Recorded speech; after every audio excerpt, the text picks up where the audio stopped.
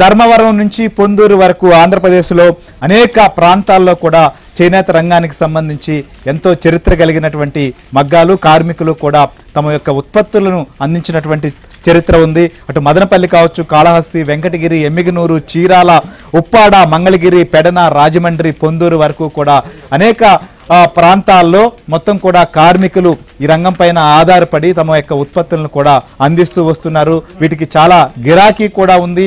కొన్ని చోట్ల ఉత్పత్తి చేసేటువంటి కార్మికులకైతే సరైనటువంటి గిట్టుబాటు లేనటువంటి పరిస్థితి. ఈ నేపథ్యంలోనే ప్రభుత్వాలు ఆదుకునేందుకు అనేక కార్యక్రమాలు కూడా చేపట్టిన వాటన్నిటినీ కూడా వాటి ముసుగులో అక్రమ దందాకు కూడా పాల్పడినటువంటి పరిస్థితి. దీనిపైనే ఏమైనా ఆంధ్రజ్యోతి కూడా దృష్టి పెట్టింది.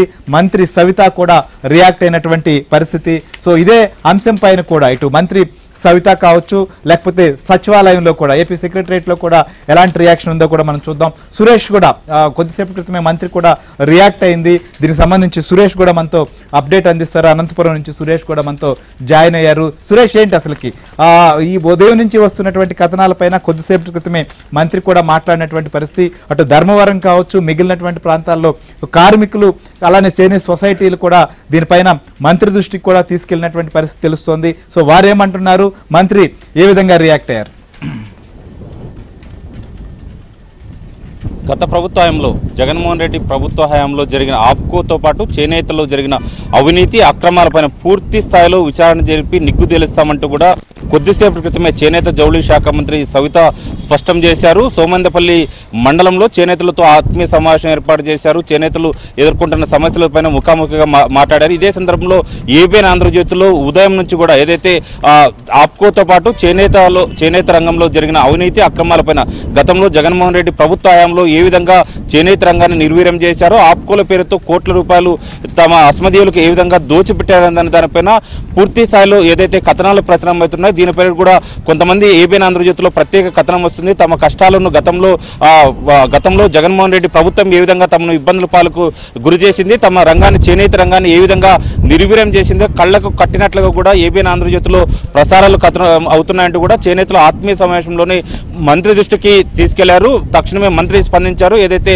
చేనేత రంగంతో పాటు ఆప్కోలో గత ప్రభుత్వ హయాంలో జరిగిన అన్నిటిపైన పూర్తి స్థాయిలో అవినీతి అక్రమాలన్నింటినీ కూడా వెలుగులోకి తీసుకొస్తాం, అక్రమాలపై పూర్తి స్థాయిలో విచారణ జరుపుతాం, ఏ ఒక్కరిని వదిలిపెట్టేది లేదంటూ కూడా కొద్దిసేపటి క్రితమే స్పష్టం చేశారు. ఇదే సందర్భంలో గతంలో జగన్మోహన్ రెడ్డి ప్రభుత్వ హయాంలో చేనేత రంగాన్ని పూర్తిగా నిర్వీర్యం చేశారో, ఆప్కో పేరుతో దోచేశారు. ముఖ్యంగా చేనేత రంగంలో ఏదైతే చేనేత కార్మికులకు ఏదైతే నేతన్న నేస్తం పథకం ఉందో ఆ నేతన్న నేస్తం పథకంలో అన్ని అర్హతలు ఉన్నప్పటికీ చేనేతలకు ఎటువంటి ప్రయోజనం చేకూర్చలేదు. ముఖ్యంగా ఉమ్మడి అనంతపురం జిల్లాలో చూసినట్లయితే లక్షల మంది చేనేత రంగంపై ఆధారపడి జీవనం సాగిస్తుంటారు. ధర్మవరం, హిందూపురం, సోమందేపల్లి, ఉరవకొండ, తాడిపత్రి నియోజకవర్గంలోని యాడికితో పాటు ఇతర ప్రాంతాలు ఇటు అనంతపురం అర్బన్ నియోజకవర్గంలో కూడా చేనేత రంగంపైన ఆధారపడి లక్షల మంది జీవనం సాగిస్తారు. ఆ వృత్తిపైన ఆధారపడి జీవనం సాగిస్తున్న పరిస్థితి ఉంటాయి. అయినప్పటికీ కూడా గత ప్రభుత్వ హయాంలో చేనేత రంగం పైన నేతన్న నేస్తం పథకం ఉందో ఆ నేతన్న నేస్తం పథకంలో లక్షల మంది ఉంటే కేవలం 1000 మందికి 30,000 మందికి మాత్రమే నేతన్న నేస్తం పథకం అర్హులుగా గుర్తించారు. ఆ పథకం కింద నేతన్న నేస్తం పథకంలో కూడా 24,000 రూపాయలు ఒక్కొక్కరికి నేతన్న నేస్తం పథకం కింద 24,000 రూపాయలు ఇస్తున్నారు. అక్కడ కూడా అనర్హులకు పెద్దపీట వేశారు.